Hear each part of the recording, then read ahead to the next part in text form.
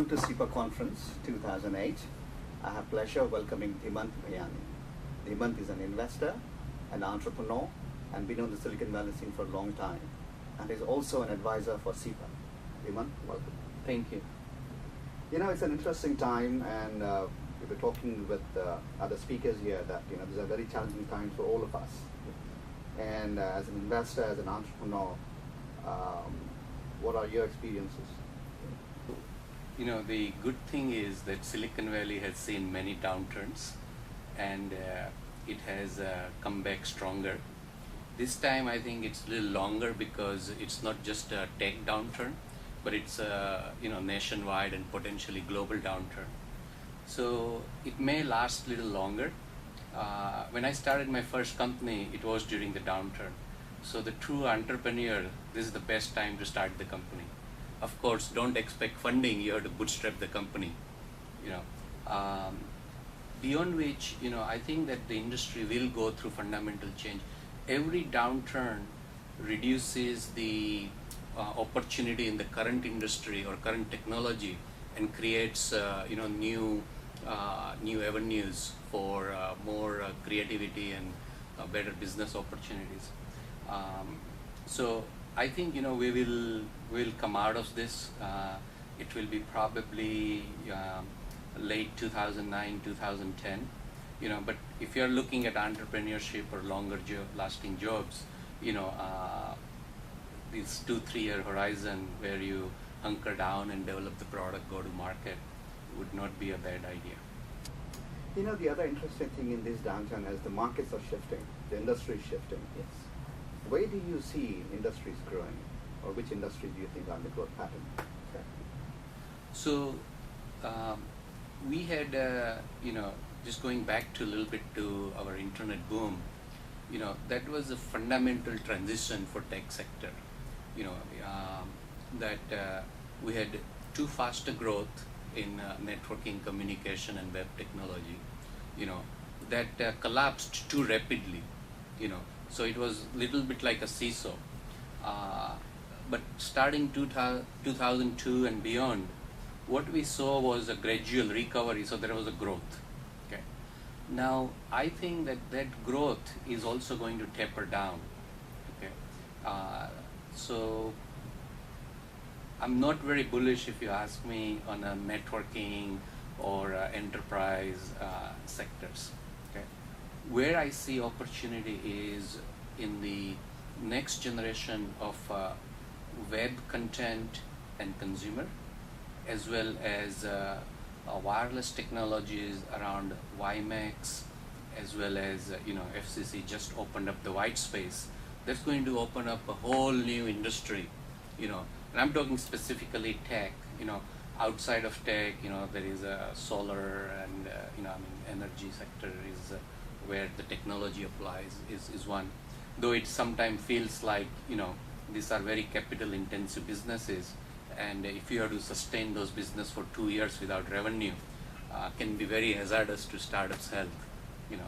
So the small shifting roles for system, semiconductor, or software maker would be adapting strategies to this newer mediums, wireless and consumer.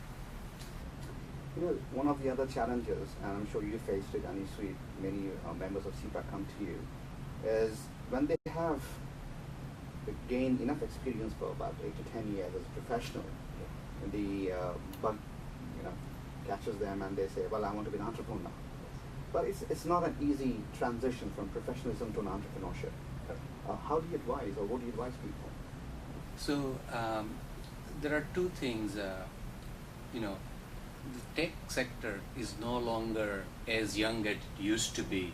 I started out in early 80s in Silicon Valley, so you can see a lot of issues that tech sector can address outside of tech economy and within tech economy. Okay.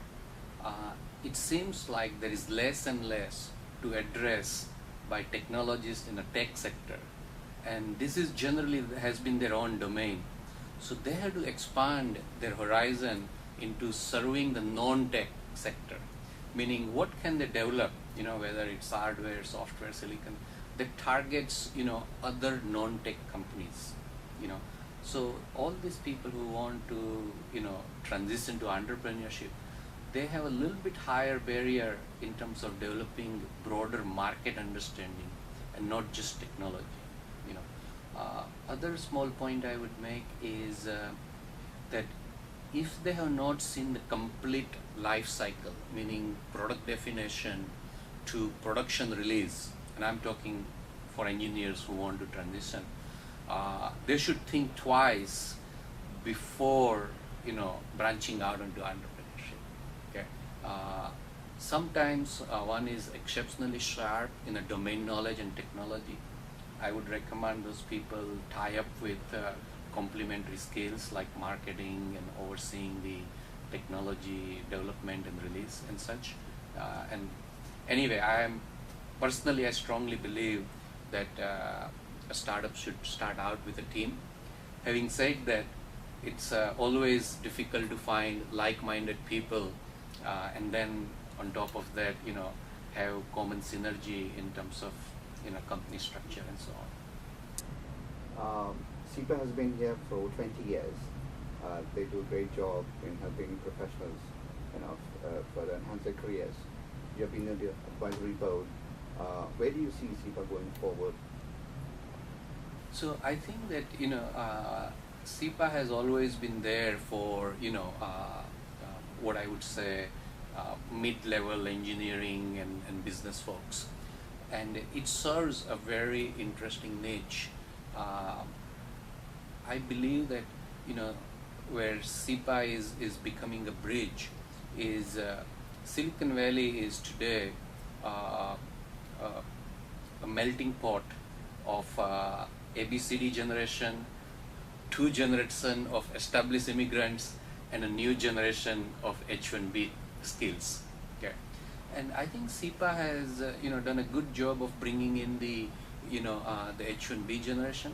What I would like to see is how they can also bring some of the more established immigrants, and also what I call ABCD generation. Okay.